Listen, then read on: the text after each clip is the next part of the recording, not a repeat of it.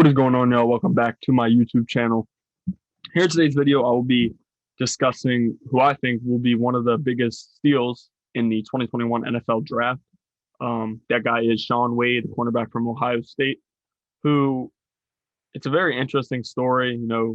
Everything that happened with him in 2019 to 2020, and how his draft stock really just completely fell and now was a fifth round pick. So starting off, he was drafted 160th overall in the fifth round of this year's NFL draft to the Baltimore Ravens. And for a defensive back, Baltimore is one of the top places you probably want to go just to learn, especially a fifth round cornerback where right away it's not known that how much of an impact you'll be making. But over the years, especially a guy like him, will have a huge impact on the team. I believe so. But like guys like Marlon Humphrey, Marcus Peters, guys will be there for a few years. Jimmy Smith, who's been there for a long time, Deshaun Elliott, Chuck Clark, those guys who, we could even maybe see Wade drop and play one of those positions. So a really, really good secondary, which is important for a team or for a guy to go to a team, where they can learn and kind of develop under some guys who have been in their shoes before, not being forced to put into a position where they're not actually ready for.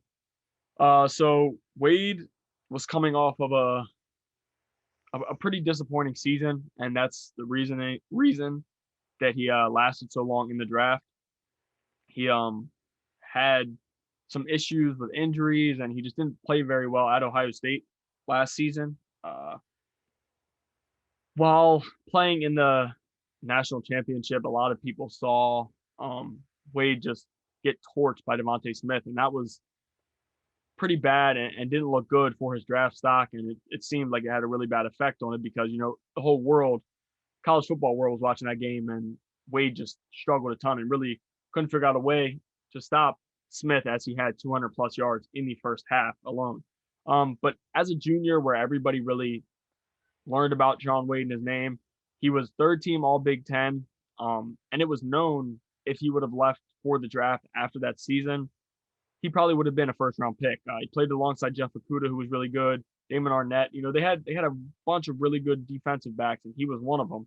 I mean, like I said, he was only third team All Big Ten, but some of the plays he made and stuff, and just what people thought he would be as a slot corner, inside corner, had him projected to go in the first round. And like I said, he was playing slot corner then. He was doing really well. Not a lot of balls thrown at him. Really good back there. But after that season, he announced he was going to come back to Ohio State. He said he wanted to graduate. He wanted to get another shot at the national championship, which he ended up making. And, he really wanted to improve his draft stock. I guess he wanted to be the number one cornerback drafted and kind of follow up in Jeff Okudah's shoes. But that just didn't happen. As a senior, he was the captain for the Buckeyes defense. He was unanimous All-American. He was also the Big Ten Defensive Back of the Year award winner. So I guess looking at that, he had a good year. But if you expected what people expected, he didn't have a good year. You know what I'm saying? Like he struggled compared to what everybody thought he would be. And the big reason for that is because he moved outside to play the outside corner. That's the main reason some people said he came back. He wanted to play outside corner and show scouts that he could play outside and inside, and it just didn't look that way. He had said he'd been dealing with a injury. He hurt his knee and had surgery in the offseason following his junior year, I believe. And also during his junior year, he actually got thrown out of that Clemson college football playoff game, and that's another reason he wanted to come back, because he didn't really get to play that much because, he hit Trevor Lawrence in his head and got tossed. So there were multiple reasons they said he came back.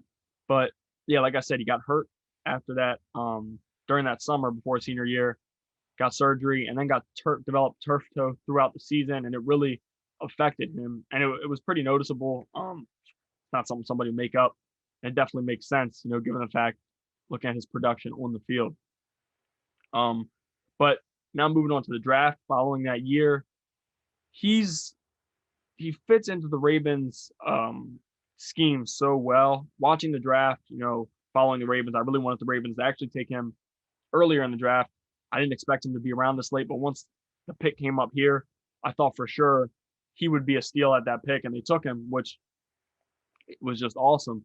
But Eric DeCosta announced that he'd be playing inside, slot corner, and nickelback, uh, which is where he had his success during his junior year. And that's the reason I really, really think with this Ravens defense he'll fit in well. He's not going to be forced to play outside, which he did at Ohio State during the senior year where he struggled. He'll be playing inside, which right now for the Ravens, Tavon Young is playing there. With all the injuries he deals with, if he gets hurt again, Shaun Wade could be a guy to fill that role and have an immediate impact. I said earlier in the video, I don't think he will. That is given the fact that Tavon Young needs to stay healthy for that to happen. But Jimmy Smith also deals with injuries, and Jimmy Smith plays a cornerback position as well, similar to what Shaun Wade can play. Tight ends, third wide receivers, and I think Shaun Wade could do well at that position as well. So it'll be interesting to see how it unfolds. But the Ravens secondary, like I said, is a great fit for any cornerback. Marlon Humphrey, Marcus Peters, two safeties I named, Sean Elliott and Chuck Clark, Tavon Young, who's plays the same position and could teach him a lot. Jimmy Smith, who's been the Raven for 10 plus years. It's just a lot of good fit for a corner like of his, ability and what he can do in that defense will be very interesting to see. And like he said in an interview, which I'll put in this video, he said, basically he'd be fine playing wherever. He also said stuff about how teams could tell he was hurt, and he's a much better corner than what he showed later in his senior year. He's dealing with turf toe, and teams understood he was playing with turf toe and how tough that is, and stopping a wide receiver like DeVonta Smith, who won the Heisman, is really impossible just straight up, but playing with a turf toe is much, much harder. But yeah, like I said, I just think this is a great fit for a guy like Shaun Wade, and it'll be interesting to see, what he does for the Ravens. What I was about to say, he said he would play special teams. He'll play wherever they need him. If it's just special teams, that's fine. But a lot of guys make their way to the starting defense from special teams. So Shaun Wade's a good tackler. It'll be definitely interesting to see what Shaun Wade does with this Ravens defense. Now, that is it for this video. It's a pretty quick video. I just wanted to kind of discuss why I think Shaun Wade will be a perfect fit into this Ravens secondary and why I think he could be one of the steals of the draft, especially in the 5th round, where a lot of guys, are hit or misses. And if you miss on a pick in the 5th round or later, it's not the end of the world. But that is it for this video. I really appreciate you guys watching. If you enjoyed the video, I would appreciate a like. If you have an opinion or something, drop a comment. I would love to, respond and see what you guys think. And then if you guys enjoy all my videos, I really appreciate if you guys could give a subscription. But yeah, that is it. And I really appreciate you guys watching. So tune in for my next video.